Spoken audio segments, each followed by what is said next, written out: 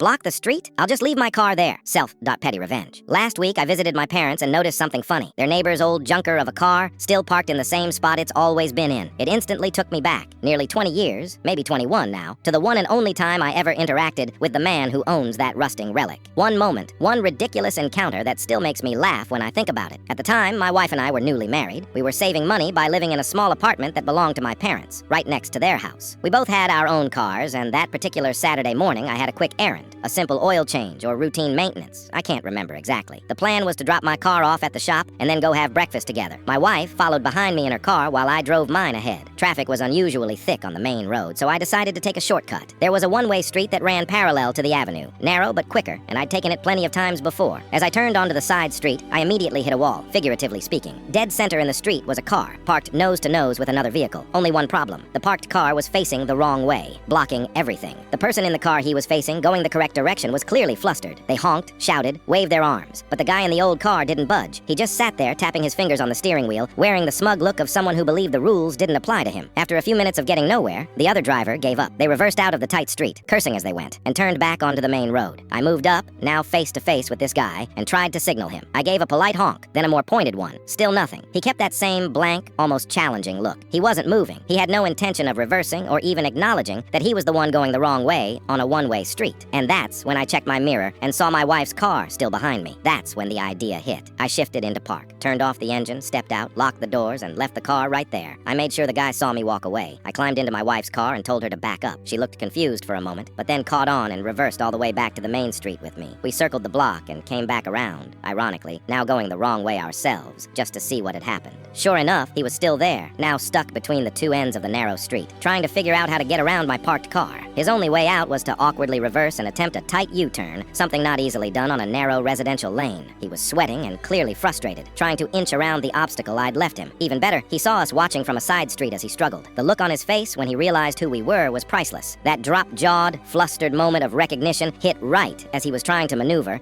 and I could feel my inner petty self doing cartwheels. Once he'd gotten turned around, I calmly walked back to my car, got in, and drove off, this time in the proper direction, just to add insult to injury. It would have ended there, but fate decided to offer me a bonus a few weeks later. I was driving in the same neighborhood when I noticed that same old car pulled to the side of the road with its hazard lights blinking, and the hood popped open. I slowed down slightly, and as I approached, the man, clearly having engine trouble, started to wave for help. I wasn't sure if he recognized me at first, but when I got closer, I saw the flicker of recognition in his eyes. He knew exactly who I was. I didn't say a word. I gave him a little wave, just one finger, and kept driving.